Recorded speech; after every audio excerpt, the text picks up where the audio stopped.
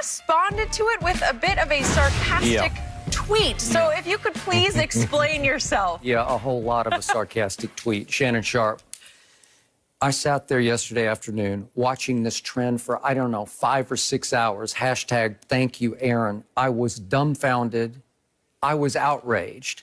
And I kept thinking, how could Packer Nation let him get away with what he just got away with? How could they be so gullible to let him flip the script on them? So I did. This is what I tweeted, if we could see it. Hashtag thank you, Aaron, for letting down Packer Nation in all 5 of your NFC Championship games, even the first one when you barely hung on to beat Caleb Haney, and especially the last one in the fourth quarter against Brady and the Bucs. Thank you for so entertainingly deflecting any blame. Okay, so think about what he just pulled off. He managed to go from stinking up the fourth quarter on Sunday at home as the #1 seed against a Tampa defense that had lost both of its starting safeties to somehow turning himself into a sympathetic figure in the eyes of many Packer fans who went so far as to then thank him for what? So they were thanking him for his weekly appearances on his media gig that he does, and he's great on it, but obviously he's very entertaining, but they're not going to put him on any hot seat. They're not going to cross-examine him or ask him any tough questions or challenge him. It's, I assume, a paid gig that he does every, what is it, Monday during football season, Monday or Tuesday. Yeah, maybe it's Tuesday. And I guess they were thanking him because suddenly, immediately after the game, he managed to flip the script from I'm the one to blame, and I owe you an apology, to, oh, it was Matt LaFleur's fault. And then bigger picture, it was Packer management's fault for not getting me enough help, for drafting a quarterback instead of getting me a receiver or a better cornerback or whoever whatever you want to do with that pick.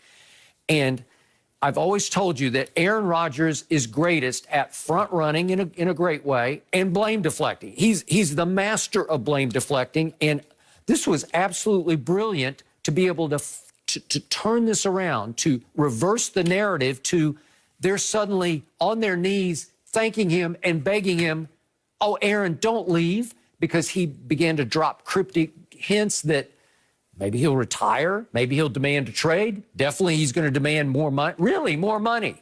Yeah. And again, just to drive this home, he's now lost 4 straight championship games, and I defy anybody to go show me that he played great in any of those games up to his, what's he about to win, his 3rd MVP. Right. He didn't play up to that level in any of those 4 losses. And if we go back to that first one, they're up at Chicago 14-0 at half. Jay Cutler hurts his knee, can't play in the second half. Somebody named Caleb Haney had to stand in for him.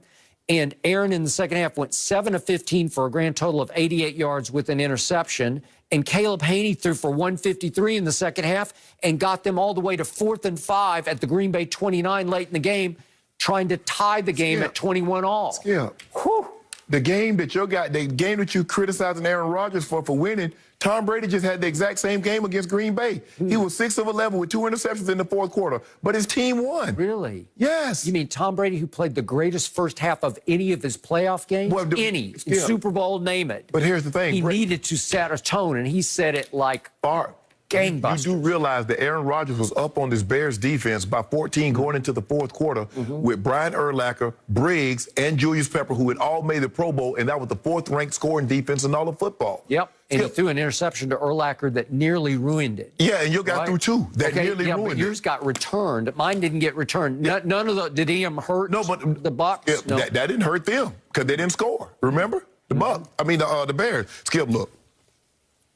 Aaron Rodgers is well aware that now he swung the pendulum of power back in his favor. He understands that. Mark Murphy said, oh, we're not idiots. He's going to be our quarterbacks. So what were you in drafting Jordan Love last year? Were you idiots then, or are you not idiots now?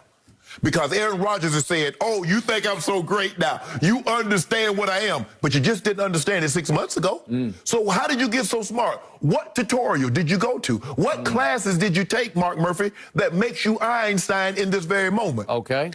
He has the power. He says, now, and what he was saying is that Corey Linsley, not under contract. What we know, Centers make a lot of money on the open market. Well, he might be the best center. Yeah. My running backs, Aaron Jones, 2 running backs. They're not under contract. My second receiver, he's not under contract. Don't get cheap on me.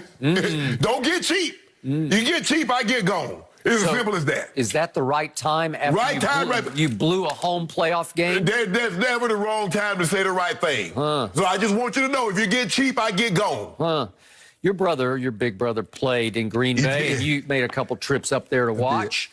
And in those days, what did they refer to Green Bay as? What was it? It's Titletown. Titletown. It's Titletown. So they're not that interested in MVPs, I thought. I thought they were more interested in championships. So Aaron got to one Super Bowl long ago, galaxy far away. It was First of all, hold on. And he won it. Whoa, I need a timeout. I need 20 seconds. Give me 20 seconds, Jenny. Now, you keep talking about Titletown. Yeah. I know a team that's been known as America team. And they had one. We're going to change the subject. No, I'm just having to say I thought we were talking about the Packers. We're talking about the Packers. Yeah. But you keep on talking about the Succaneers. What you think they call the Cowboys? Well, they do have a bunch of Super Bowl trophies, you know. Like Green Bay ain't got any. Yep. Well, it's been 10 years since Aaron even sniffed a Super Bowl. So, look. He is now 7-8 since his Super Bowl in the playoffs. 7-8. I will admit, I'm most disappointed in Aaron in this game of all the other games, Skip, because I felt that given the season that he had, in those moments when his teams got those turnovers, he could cash one of those in for me. I'm most disappointed in him of all the playoff, all the championship games, because, Skip, it's going to be hard for you to win a game if you could only force the opposing quarterback to throw the ball 8 times. That's what Jimmy G, that's all it, Skip. You're not going to win a game if you could, in a passing league, if you could only force the quarterback to throw 8 passes. Aaron last year was 31 of 39, 326, 2 touchdowns, 2 interceptions, which was Brady, better than what Brady did on Sunday. But because you get... Wait a second, he threw 2 interceptions. Yeah. He also fumbled 3 times and was lucky to lose only 1 of those. Okay. Which destroyed his QBR because it was terrible. So in other words... Didn't he have a QBR of 12? So in other words... He had 3 turnovers, which was the equivalent of what Brady had on Sunday. He had 326 yards, which was 127 more than what Brady had on Sunday. He was 31 of 39, which is substantially better than what Brady was on Sunday. But his defense could not stop the run. Skip, in the Seattle game, like I said, he only threw the ball once on the last 2 possessions. Mike McCarthy got extremely conservative. It wasn't Aaron's fault they couldn't recover an onside kick. You know they get the onside kick, Skip, they go into the Super Bowl. Like I said, Aaron... He stunk up that game. Aaron, I'm more... He took more criticism over that game than he's taken for this game. No. The one at Seattle. I'm more disappointed in this game because he had all the pieces to get the job done here. And he didn't get it done. He had 3 opportunities. They gave you 3 turnovers, and you cashed for 6 points. That's not good enough for Aaron Rodgers. Aaron Rodgers is better than that. So I'm of all the playoff, all the championship games that he's lost, Skip, I'm most disappointed in this one. But back to Jenny's original point, Skip, you know what he's doing here. So don't get cheap on me. He said, y'all been cheap for the longest time. Y'all been doing it, talking about y'all want to develop players. We got good players. Y'all better pay them or else. Now, let's see, you like Jordan Love. You traded up to get him. Let's see how much you like him if you don't keep those guys. Because I'm going to bounce on you. That's what I will do. I'll 22 you. Deuces. Brilliant. You stink up the 4th quarter of a home playoff game against a defense without either starting safety. You're the #1 seed, and you turn around in your post-game press conference and put the heat back on management. I'll walk. Can I ask you a question? What? Let me ask you a question. What do you think is more important, a safety or a left tackle in NFL football? Well, you told me it wasn't going to matter, David Bakhtiari. No, but Skip, I'm just asking whether against Aaron Rodgers in that place on the frozen tundra, I'd say those 2 safeties are extremely valuable. You saw what happened. You got 2 safeties who've never really played much. Skip, really? So really? So in other words, really? So you're saying that JPP and Shaq Barrett had no impact on the game? No, well, obviously they did, but Antoine Winfield, as a rookie, has become the quarterback and leader of that defense by all accounts. Ask them. No, Devin White's the leader of that defense. No, he's not the leader. He's not the outspoken verbal leader of the defense. No, he played. But Skip, you know, Bakhtiari impact was more. Like I said, I underestimated because you look at it. I didn't fully look at the way I should looking at the LA Rams pass rush because it's an interior rush. Bucks is an exterior on the edges. Shaq Barrett, JPP got immense pressure. 5 sacks but I between would those not two guys. underestimate how Sue and Vita Vea can push that pocket because they are both beasts in the middle. Yeah, but they got him around the edges. I mean, I didn't get a chance to see him push the pocket when there's no place to step up to, you're in trouble. I mean, Aaron goes back. I mean, the first time when he tries to slide and the guys got him. I mean, one time he went back to pass, and before his back foot hit, Shaq Barrett's on him, or JPP's on him. So, look.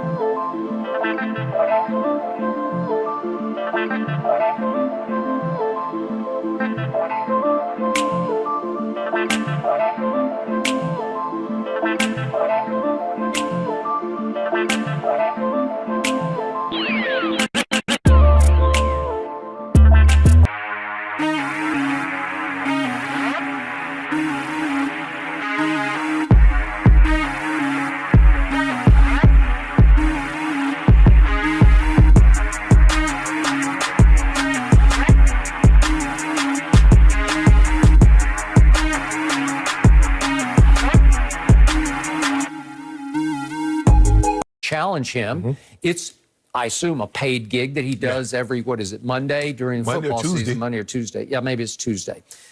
And I guess they were thanking him because suddenly, immediately after the game, he managed to flip the script from I'm the one to blame and I owe you